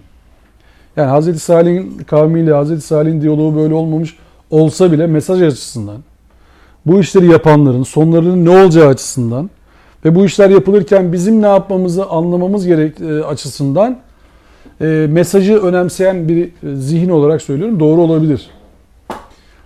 Hazreti Salih'in kavmi orada kalmadığı ben anlatmaya çalışıyorum. Hazreti Salih orada kalmadı. Hazreti Salih'in kavmi orada kalmadı. Bu kavga, bu zihin yapısı o gün de vardı, bugün de var. Bugün de sonlarımız aynı olacak. Değişmeyecek bir şey. Allah bize nerede duracağımızı soruyor. Hazreti Salih'in içerisinde mevcut düzene yanlış yapıyorsunuz diyenlerden mi olacağız? Yoksa Hazreti Salih'in karşısına geçip biz burada efendi yaşıyorduk, niye toplumu kutuplaştırıyorsun diyenlerden mi olacağız? Allah bunu bize soruyor. Seçimimizi soruyor bize yani. O parti bu parti filan değil söylediğim. Hakikat üzerinden konuşuyorum. Zulüm varsa buna karşı çıkanlardan mı olacağız? Ya işte dur mevcut durumu kurtaralım, şimdi zamanı değil diyenlerden mi olacağız? Hazreti Salih ve tüm peygamberler mevcut sistemlere baş kaldırdılar. Muhafazakar bir peygamber olamaz. Muhafazakar bir nebi yoktu. Yani geldiği toplumda toplumun yaşantısını devam ettirsin, hiç bozmayalım. Ben ayetlerimi okuyayım, bana bir ufak dergah verin, işte bir tekke verin efendim, öyle bir şey verin, külliye verin. Bir tane efendime söyleyeyim bir tarikat kurayım. Siz orada devleti yönetin, ben burada onları yöneteyim filan diyen bir nebi asla olmadı. Olamazdı da zaten. Ya mevcut sistem zulüm edecek, o diyecek ki namaz vaktimiz var arkadaşlar. Allah bize namazı emretti, gelin namazımızı kılalım. Sistemdeki arızalar, onları ben sonra konuşacağım devlette. Siz bunlara karışmayın falan. O benim işim zaten. Nebiyim ben. Siz şeyinize devam edin, namazınıza, orucunuza devam edin, tarlanıza devam edin. Açsınız, sıkıntı yok. Ahirette zaten kralsın, merak etmeyin abi. Ahirette cennetler, köşkler falan. Bu dünyada önemli değil falan. Bugün bir tane paylaşım yaptılar. Gördünüz mü bilmiyorum. Sözüm ona Mevlevi şeyhiymiş arkadaş. Bir tanesi gelmiş Allah Resulüne. Demiş ki ya Resulallah geçinemiyorum. O da demiş ki ne kadar alıyorsun? 5 dirhem alıyorum. Yanındakileri çağırmış Allah Resulü. Demiş ki bu arkadaşa bundan sonra 3 dirhem verin. 3 dirhem verin buna bundan sonra. Bak şimdi nasıl geçinecek. Ondan sonra görmüş birkaç gün sonra veya bir ay birkaç ay sonra demiş nasıl gidiyor hayat? Demiş ki ya Resulallah 3 dirheme düştükten sonra çok mutluyum. Allah bereketini verdi, çok iyi yaşıyorum, hayatım değişti falan. Diyor ki maaşınız yetmiyorsa maaşı düşürün. Sünnet budur diyor. Şimdi bu tam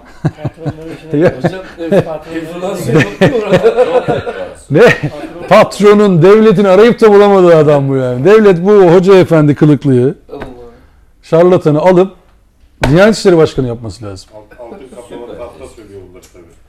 Ben o zaman Diyanet İşleri Başkanı yaparım bu adamı. Devlet yönetecek olsam. Süper tespit. Ben de bugün gördüm. Altı kaplama şey var. Tahta da var. Mevlevi şeyhiymiş bu arkadaş. Sünnet diyor böyle çalışır. Allah Resulü böyle yaptı diyor filan. Süper tespit. 5 lira alıyorken 3 lira düşürün. Bak nasıl geçiniyorsunuz falan. Oh! Hoca senin maaşı indirdik dese bakayım ne olacak. Bak görüşelim. Senin koltuğu tabureye çevirdik de bakayım ona ne oluyormuş mesela. Plastik tabureden anlatacaksın bundan sonra. Sarık da yok. Senden başlayalım hoca diyeceksin. Ya bu ahlaksızlığı anlatacak kelime yok. Bu zihin yapısını, bu ahlaksızlığı anlatacak kelime yok. Buna söyleyecek bir şey de yok artık. Diyeceksin ki Allah selamet versin. Şurada bir hastane var Bakırköy'de. Oraya seni götürsünler bir baksınlar. Yani normal değilsin büyük ihtimal yani. Ya da birisine hizmet ediyorsun. Normalsen ve bunu söylüyorsan büyük ihtimal birisine hizmet ediyorsun sen. Buna inanamazsın. Böyle bir şey olmaz yani. O zaman vakfa verelim abi şeyleri. 5-10 tane, 500 tane, 1000 tane ev verelim. Her sene kiraları düşüre düşüre devam etsin mesela. Personeli devam etsin ama o kiraları düşürmeye devam etsin. Bereketlensin abi iş. Madem öyle bir berekete inanıyorsun. Devam etsin dış dünyadan bağımsız öyle yaşıyorsan. Öyle bir şey. Dene bakalım ne olacak yani biz de görelim. Hatta devlet bunu model alsın ondan sonra. Devlet de maaşları düşüre düşüre bizleri hepimizi mutlu etsin. Benim tasarruf sağlamak. Acayip de tasarruf eder.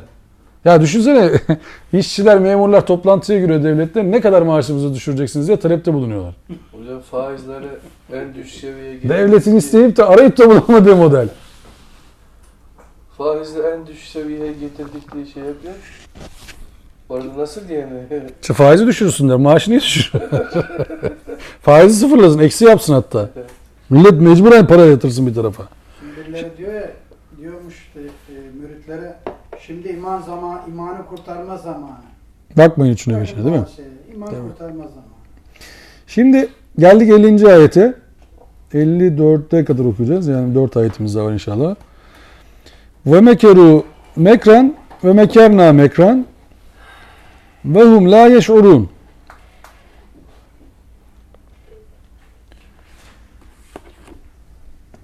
Onlar bir tuzak kurmuşlardı. Ama farkında değillerken biz de bir tuzak kuruyorduk.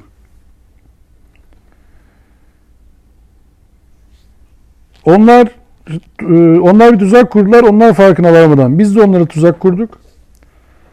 Onlar tuzak kurdular, biz de onlar farkına varmadan tuzaklarını boşa çıkardık. Ki benim tercih ettiğim üçüncüsü. Çünkü Allah'ın tuzak kurması kelime olarak doğru değil. Onların tuzaklarına karşı, onların tuzaklarını boşa çıkartmak Allah'a göre çok kolay. Çünkü ne düşündüklerini, niye düşündüklerini, nasıl yapacaklarını, ne zaman yapacaklarını, hepsini biliyor. Ve ona müsaade edip etmeme hususunda Allah'ın kurduğu tuzak nasıl oluyor sizce? Veya boşa çıkartması nasıl oluyor sizce? Hesap tasarrufu yapıyorlar mesela.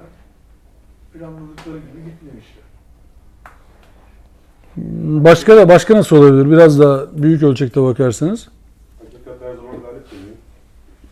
Yani şimdi büyük ölçekte biraz daha öyle oluyor. Tuzakların boşa çıkması şu. Siz zulüm ile asla abad olamayacaksınız. İhya olamayacaksınız. Siz ne kadar iyi hesap yaparsanız yapın Allah o tuzağı boşa çıkarıyor. Çünkü sizin gittiğiniz yolun sonu çöplüğe çıkacak. Terbiye ediyor. Çünkü o ölçü koyduk diyor ya Allah. Allah'ın koyduğu ölçü ancak sizin toplumu ıslah etmeniz haline mutluluk verecek bir şey. Toplumu ifsad ettiğiniz zaman ne kadar güçlü olursanız olun, ne kadar büyük ordularınız olursa olsun yerle yeksan olacaksınız.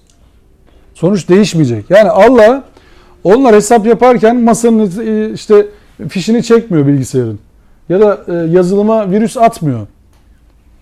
Ya onlar toplantı halindeyken şimdi düşünsenize adamlar toplandılar şu anda bir yere. Süper bilgisayarlar falan, yazılımlar, onlar bunlar. Allah oraya virüs göndermiyor. Ya bir anda Allah tarafından böyle bilgisayarların fişi çekilip öyle bir şey değil yani tuzakların boşa çıkarılması. Keramet gelmiyor. Öyle bir şey yok. Keramet O anda yeşil böyle ak saçlı, ak sakallı birisi girip içeriye efendim bembeyaz giyinimli. Onların masalarına bir vuruyor böyle bütün bilgisayarlar gitti filan öyle bir şey olmuyor. Ya da işte tam savaştasınız. Çanakkale Savaşı'ndasınız. Ülkenizi savunmaya çalışıyorsunuz. Beyaz atlı, beyaz sarıklı, beyaz elbiseli abiler geliyorlar. İngiliz askerleri neye uğradığını şaşırıyorlar. Ebelek göbelek konuşmaya başlıyorlar. Ağızları tutuluyor falan falan. Hiç öyle bir kayıt yok mesela. Muhammed Hamidullah Hoca Allah rahmet etsin. İslam tarihi hususunda çok ciddi eserler vermiş birisi.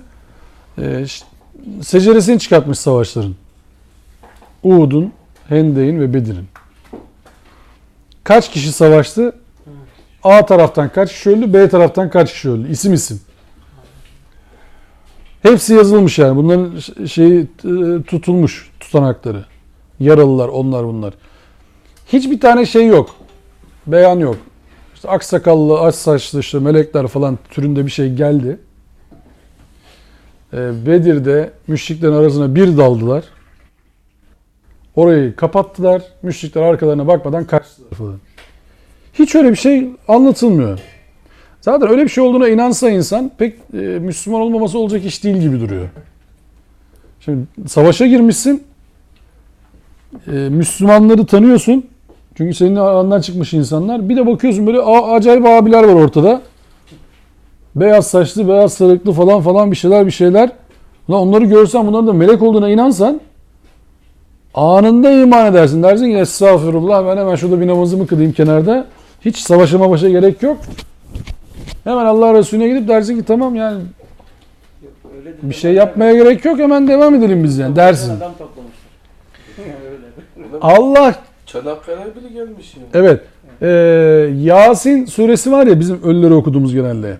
Demin hani bir ayetini okumaya çalıştık burada. Uğursuzlukla alakalı. Bir de onun biliyorsunuz 70. ayeti var. O 70. ayeti ölülere indirmedik diyor. Liyunzira men kâne hayyan. Dirileri uyarasın diye. Üçüncü sayfanın hemen başı var. Yani öldürülüyor ya. Gîle duhulil cenne. Kâle ya leyte kavmi bimâ gafereli rabbi ve ce'alini minel mükremin. Bilseydi. Yani öldürülüyor. Gîle duhulil cennet diyorlar. Gir de o zaman cennete. Yani öldürüyorlar adamı. Ona diyor ki bimâ gafereli rabbi ve ce'alini minel mükremin. O da diyor ki ya keşke kavmin bilseydi ya. Hani ne kadar nimet verilecek bize yani bilseydi. Çok şey kaybetti yani. Hemen 3. sayfanın başında da Yasin'e göre 3. sayfanın başını konuşuyorum. Ve ma enzalna ala kavmihi min ba'dihi min cundin mines semai ve ma kunna munzilin diyor Allah. Biz gökten ordular indirmedik. İndirici de değiliz diyor yani. Ve ma enzalna kavmihi min ba'dihi min cundin mines sema. Biz gökten indirmedik. Ve ma kunna munzilin. İndirici de değiliz diyor biz yani. Öyle bir sünnetimiz de yok diyor bizim. Şimdi ayet burada. Melekler sürekli iniyorlar. Oraya buraya falan. Şu melekler hiç bu şeye gelmiyor ya. Irak, Suriye'ye, Müslüman ülkelere hiç Yok, gelmiyor. gelemezler. Gelemezler. Afganistan gelmiş. Bosna'da da yoklar, orada da yok. Yok. Hiçbir yere Afganistan kaç senedir savaşıyor? Yok. Pakistan perişan? Yok. Endonezya yok. Oralarda yok. Cübbelerin geylanisi niye gitmiyor oralara ki? Geylani de şu anda tatilde herhalde, biraz şeyi var. Gavsları. Anlamıyorum. Ben de almaz ki ben oraya satması lazım. Biz herhalde Müslümanlar olarak sorumluluğumuzu yerine getirmediğimiz için Allah'ın yardımı geldi. Biz Rabbimizin sünnetullah yasasına uymadığımız için hani diyor ya, İşte sünnetullah'a uymadığımız zaman uğursuzluk başımızdan eksik olmuyor bizim yani. topluluklarla destekledik. İşte o görünmez toplulukları biz yanlış anlayınca Onun için nice az topluluklar çok topluluklara galip geldi. abi şöyle çok basittir onun izahı aslında. 3 tane inanmış adam olsun. 3 tane. Şu sokaktan 100 kişiyi geçirmez. Adamın niyetinin iyi olup kötü olmasını söylemiyorum. 3 tane inanmış adam olsun. Burada durun, kimseyi geçirmeyeceksiniz diyeyim. Bak geçebiliyor mu kimse buradan? Allah'ın kulunu geçirtmezsin buradan. Davaya inanmak. Yani bu kitaba samimi bir şekilde uyarak hayat yaşamak. Sen orada dur. Yasak kardeşim dediğin zaman yetki, kolluk, molluk önemli değil. Sen dur orada. Bak bakalım oluyor mu olmuyor mu? Geçiyor biliyor mu adam, geçemiyor mu oradan yani. 3 kişiyle koca sokağı tutarsın. Ta ki arkadan gelip biz sen kimsin falan diyene kadar yani. Daha fazla inanmış birisi. Sorgulama yapacak bir yiğit çıkarsa Öbür herkes tırsanlar diyecekler ki herhalde bir şey var yani. Geçmeyin dediklerine göre geçmeyelim. Şu tarafa geçelim. Bekleyelim. Duralım falan falan. Ta ki bir tanesi çıkıp bir şey söyleyene kadar yani. Şimdi bu arkadaşlar demişler ki biz şey yapacağız abi. Bozacağız bu işi. Tuzak kuracağız. Allah da onların tuzağını boşa çıkarttı. Boşa çıkarttı ne? Bak burası şimdi kapandı sahne. Senaryo okuyorum. Diyor ki ve onlar tuzak kurdular. Biz de onlara farkına varmadan tuzaklarını boşa çıkarttık. 51. ayet. Fenzur keyfe kâne akıbetu mekrihim enna demmernâhum ve kavmehum ecmaîn. Dön bir bak bakalım onların tuzaklarının akıbeti ne olmuş? Elbette ki biz onları ve toplumlarını topyekün yerle bir ettik. Toplumlarını yerle bir ettik. Yani bu bugünden yarına olmadı. Yani onların tuzaklarının boşa çıkması, hemen onlar bu akşam tuzak kurdular, yarın sabah boşa çıktı değil yani konu. Bir süreçten bahsediyor Allah Zamana burada. yayıldı. Bir zamanı var bu işin.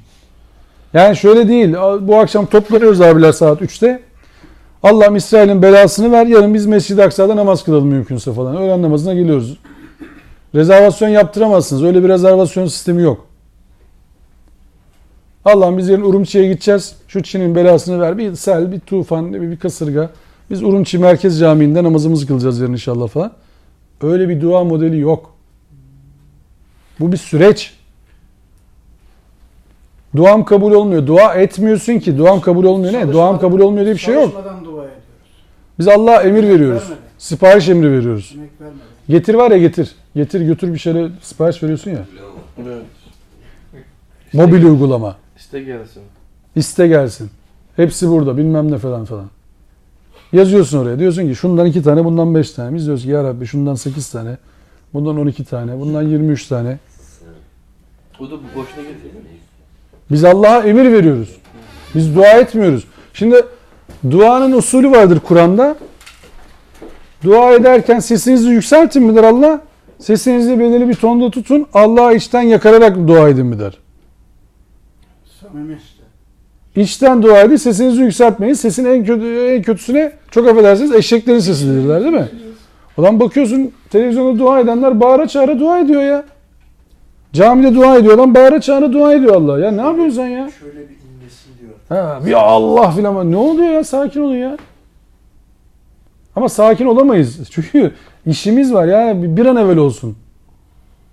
Ya şu dünyadayken biz görelim Müslümanların galibiyetini. Gözünü seveyim ya. O kadar iman ettik yani. Namaz kılıyoruz bu kadar. Kardeş kardeşin iyiliğini istemiyor ki öbür taraftaki savaşan kardeşinin Allah dualarımızı yüzümüze çarpacak. Onu görüyorum ben. Yani çok kötü bir güne hazırlanıyoruz. Allah sonunuzu ayırsın. Şimdi bak bugünden ta geleceğe bir mesaj olarak okuyun bunu. Çünkü bu dünden bugüne mesajdı. 52. ayeti öyle okuyun. 52. ayet diyor ki Fetilke buyutuhum haviyeten bima zalemu. Bak işte onların mekanları işledikleri zulümler yüzünden viran ve ıssız kalmış. Hazreti Salih'in döneminden okuyoruz. Onların mekanları ne hale gelmiş diye. Geçen burada bahsi olmuştu hatırlıyorsunuz. Şu Yenikapı metrosunun olduğu yerde bir uygarlık bulmuşlardı. Bilmem kaç bin yıllık. Yenikapı metrosu yapılırken Gemiler, bir şeyler. liman kentiymiş orası. Orada bir uygarlık varmış. Kim onlar? Çıt yok. Çıt yok. Bulduk bir tane Göbekli Tepe değil mi? Kaç yıl? 12 bin yıl, 13 bin yıl falan. Kim abi bu Göbekli Tepe'de? Kim yaşamış orada? İnsan. Kimler onlar? Beş doğraklar mı? Bilmiyoruz. İşte var. Bilmiyoruz. Yaşamış birileri ama bilmiyoruz. Çıt yok.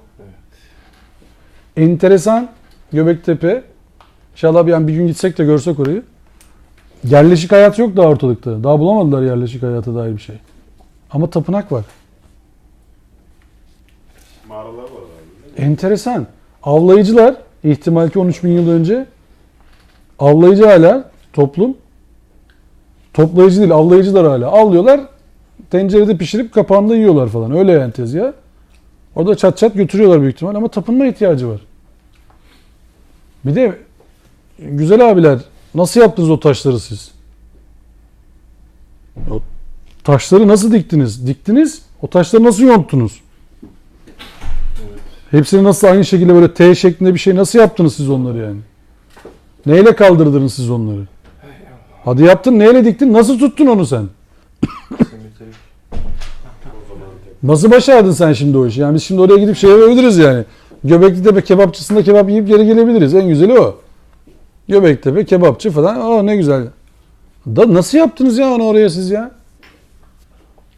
Diyorlar ya, eski insanlar işte 4 metre boyunda şu kasta, şu bu şeyde. Bilemem. Ya, Şimdi o resimleri yapmışlar mesela orada. Göbeklitepe'de resim yapıyorlar. O canlıların, beraber yaşadıkları canlıların resmini yapmışlar. Emoji. Emojinin kralı yani dedesi. En dede emojiler orada. Niye yaptılar mesela? Ne anlatmaya çalıştılar bize? Adam niye çizdi onu oraya? Ya çizdi derken nasıl yaptın onu abi? Yani sizin işleme tezgahları mı vardı? Nasıl başardınız o işi siz? Ya bunu hayret etmeyecek misin? Bak ses yok ama yok. Çıtırtı yok. Yani bugünden yarına alınacak. Niye söylüyorum bunu? Şunun için söylüyorum. İnne fî zâlike le âyeten li kavmi ya'lemûn. Elbet bunda işin bilincinde olan bir toplum için alınacak bir mesaj mutlaka vardır. Yani Hz. Salih ve kabilesi, kavmi hikaye olsun diye anlatılmıyor. Eğer Hz. Salih'in karakterindeyseniz gideceğiniz hedef belli. Hz. Salih'e düşman olanların karakterindeyseniz gideceğiniz yer belli, sonunuz belli. Bunun işte Amerika olması, Çin olması, Bizans olması, Pers İmparatorluğu olması, Hitit olması, Babil olması, Osmanlı olması umurunuzda bile değil. Olmaz, olamaz. Olamaz. Neler geçmiş dünyadan. Yani Roma İmparatorluğu var değil mi? Biz şu anda mahalle olarak Roma İmparatorluğu mahallesindeyiz. Neredeler? Neredeler? Yok. Van tarafında Urartuların mekanına gittim ben. Neredeler? Yok. İşte Çatalhöyük, o Hititlerin olduğu yerler. Neredeler abi bu adamlar? Gidiyorsun bakıyorsun. Varmış orada birileri belli. Milattan önce değil mi? Yaşamışlar. Neredeler? Evet, Selçuklular var dedi. Kayseri. Nerede? Yok. Neredeler? Çıtırtı. Kayıp yok. Ama deniz var. Diyen de yok ya. Yani Allah diyor ki bak böyle olacak bu tekrar. Şimdi Müslümanların üzerine atılan zihin örtüsü şu. Abi bu adamlar çok güçlü var ya, her şeyi dinliyorlar. Her şeyi yapıyorlar. Cık, bunları yenemeyiz biz. Utanma sadece ki Allah bile yenemez bunları. Ya bu adamlar zulüm yaptığı müddetçe ben de olsam, o adam da olsa fark etmez. Perişan olacak. Bunun şakası yok ki. Neyini tartışıyorsunuz bunun? Bu tartışmaya açık bir konu değil ki bu. Ben adımın erdem olduğunu ne kadar eminsem bundan da bu kadar eminim. Hatta daha fazla eminim çünkü o Allah'ın sözü. Bana annem babam şaka yapmış olabilir. Belki de erdem değil adım yani. Son anda erdem İsmail, yaptılar. belki de İsmail ne bileyim. Başka numara da olabilir. Ama Allah'ın sözü öyle değil. Bugüne kadar hep böyle gelmiş, hep böyle devam edecek. Biz yaş itibariyle şunu duyduk değil mi? Sovyet Sosyalist Cumhuriyetler Birliği'ni duyduk biz. Değil mi? Nerede? Süper güçtü. Sovyet Sosyalist Cumhuriyetler Birliği'ni duyduk, yok. Yine yaş itibariyle Yugoslavya'yı da duyduk. Vardı Yugoslavya diye bir ülke. Sudan vardı. Nerede Yugoslavya nereye gitti? Çok ileri gitmeyin. Yeni olduğu için söylüyorum. Çekoslovakya diye bir ülke vardı. Şimdi ne oldu? Slovakya. Çekya, bir de Slovakya oldu. Bitti, o da gitti. Şimdi gidecek inşallah. Allah-u Teala düşmana karşı silah hazırlanmış bir şey gözüktü, caydırıcı olur. Biz- Müslümanlar bu ayeti hiç mi anlamadık? Anlayamadık abi. Bizim Kur'an-ı Kerim'i anladığımızı ben zaten düşünmüyorum da. Şu anda Müslümanlar zevk sefa peşinden düşmana karşı bir savunma çalışması yok ki. Müslümanlar mezheplerini, anlayışlarını, ya hevasını din edinen ayet var ya, hevasını din edineni görmez misin diye. İşte hevasını din edinince abicim, kendine de bir de üzerine Müslüman deyince Allah çok da ciddiye almıyor o konuyu zaten. Bugün Amerika silah şeyiyle seni korkutuyorsa Allah-u Teala sana diyor ki caydırıcı şeyiniz olsun. Amerika'nın silahlarının tamamını topla abi. Veya Çin'in silahlarının tamamını topla. Şimdi Müslümanlar 1,5 milyarlık bir euro Toplu. deseler ki biz Amerika'dan şey almıyoruz ya. Şu kabloyu almıyoruz abi. 1,5 milyarlık insan. Şu kabloyu almıyoruz abi. Amerika'dan almıyoruz biz bir daha bunu. Amerika sana bir şey yapabilir mi? Bırak silahı. Bak çok basit bir söz söylüyorum. Şunu almıyoruz abi. Şu kabloyu almıyoruz. Boş verin arabayı. Eğer devam ederseniz zulümlerinize bunu da almayacağız sizden. Dolarını kullanmayacağım. Ya geç onu. Boş ver onu. Bak diyorum ki sana basit. Bak 1,5 milyarlık adamız. Bugün karar alıyoruz. Yarından itibaren. Bunu almıyoruz abicim sizden biz.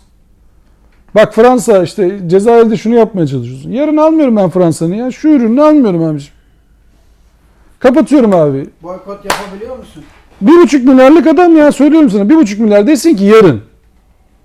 Biz abicim şu hamburger satan heriflerden almıyoruz abi. Biz 2 ay boyunca hamburger yemiyoruz abi. Bitti. Amerika kahrolsun diye cebinde Amerika'nın He? şeysi var. Çok affedersin Amerika'dan ithal sigarayı almıyorum. Pizzayı yemiyorum. Hamburgeri yemiyorum. Yap bakayım 1,5 milyarlık adam. Bir ay yapmaya bak bakayım ne oluyor. Zaten o birlikte yapılan hareket bile onun göz Sen alarak silahı yeter yani. Silahı biz onlarla silahlanma filan lazerler onlar bunlar değil abi silah. Sen birlik olduğun zaman o sana zaten yanaşamaz bile. Ekonomik bakımdan dediğin gibi bunları almazsan zaten o Desene abi ben bankayla yapmıyorum kardeşim ya bak bir ay bir güne bile tahammülleri yok da desinler ki bir gün Müslüman ülkeler bir gün bankalardan paramızı çekiyoruz.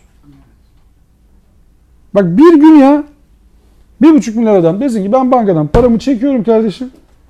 Verin benim paramı. Bankacılık sisteminden paramı çekiyorum. Herkes evinde tutacak. Bir gün. Sadece bir gün. Ne olacağını söyleyeyim size.